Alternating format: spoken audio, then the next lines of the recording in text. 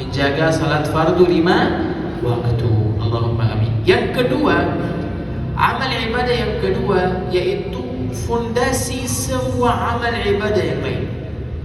Dasar amal ibadah yang lain maupun dasar puasa di dalam bulan suci Ramadan. Sebagaimana Allah Azza wa Jalla berfirman di dalam surat Al-Baqarah, ada satu ayat yang pasti kita semua hafal.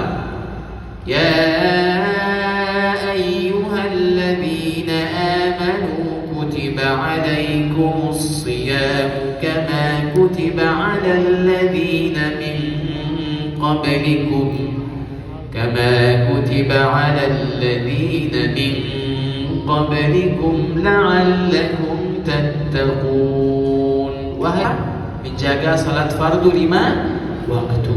Allahumma amin. Yang kedua, amal ibadah yang kedua yaitu fondasi semua amal ibadah yang lain. Dasar amal ibadah yang lain maupun dasar puasa di dalam bulan suci Ramadan.